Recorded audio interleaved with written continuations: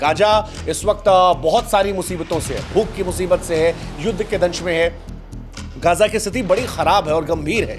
365 वर्ग किलोमीटर का ये इलाका है जहां पर 21 लाख लोग रहते हैं और यहां पर 80% लोग ऐसे हैं जो विस्थापित हैं। ना यहाँ बुनियादी ढांचा है, ना अच्छे अस्पताल हैं, ना स्कूल है, ना पानी है, ना बिजली की आपूर्ति है।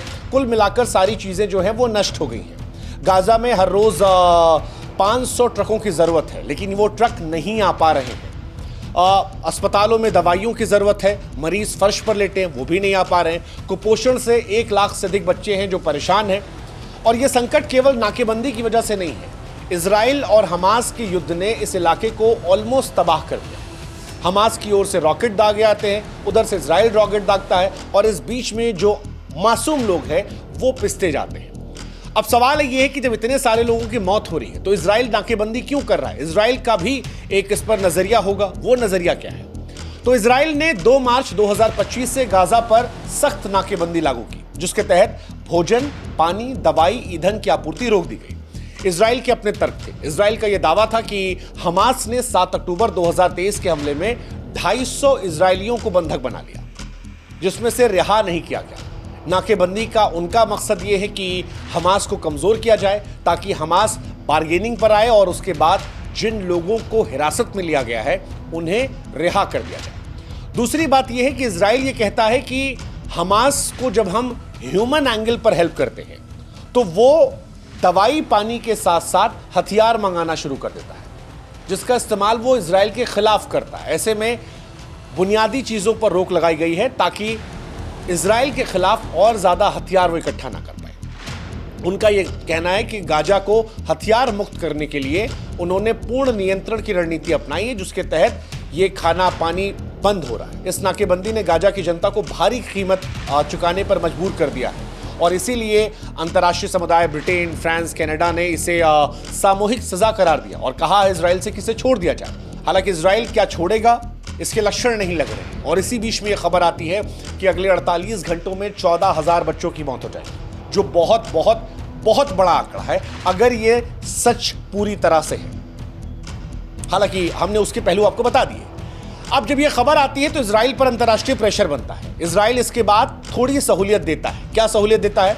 18 मई 2025 को अंतर्राष्ट्रीय समुदाय में जब यह खबर आई कि 14,000 बच्चों की मौत हो जाएगी तो इजराइल ने नाकेबंदी में थोड़ी सी ढिलाई की। 5 से लेकर 10 ट्रक यहां पर इजाजत दे दी गई, जिसमें आटा, चावल, डिब्बाबंद खाना, पीने का पानी, दवाइयां और बुनियादी चीजें।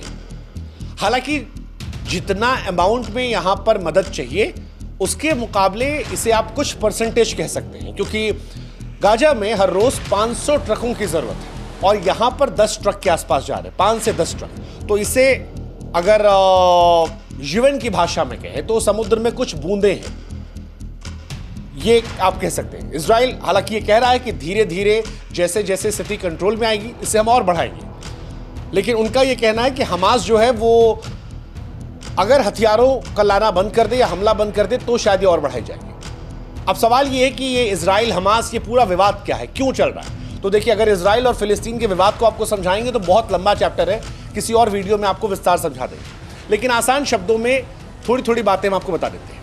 इजराइल और फिलिस्तीन का विवाद जो है वो काफ़ी लंबे समय से चला रहा है। 1948 में इजराइल का गठन होता है और यहीं से पूरा विवाद शुरू होता है। इसके बाद 1967 में इन दोनों के बीच में युद्ध होता है। हालांकि गठन में भी एक छोटी सी कहानी आपको बता देते हैं। इजरायलियों का दावा है कि उनके पुरखों की यह ज़मीन थी, जिसे बाद में तुर्की से गए लोगों ने जब वहां पर हमला किया, कब्जा किया, राज किया तो उन्हें मार के भगा दिया था। यह इजराइल का दावा है। फिलिस्तीनियों का यह दावा है कि यह ज़मीन हमेशा से उनकी थी। इजरायली दुनिया भर में बिखरे थे, आखिर में वो यहां गए। अमेरिका उनको मान्यता देने की कोशिश करता है, बाकी दुनिया के देश मान्यता नहीं देते।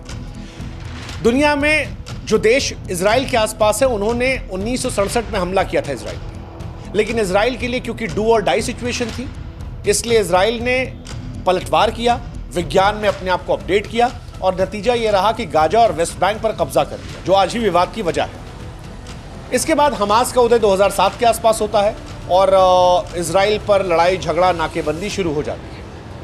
इजराइल और हमास में अंतर अगर आसान शब्दों में कहें तो यह है कि ये यहाँ से कंकड़ पत्थर मारते हैं और वो वहाँ से बड़ा वाला ढेला मारता है। और इसी वजह से एक इजरायली की मौत वर्सेस 33 फिलिस्तीनियों की मौत का वो आंकड़ा आता है।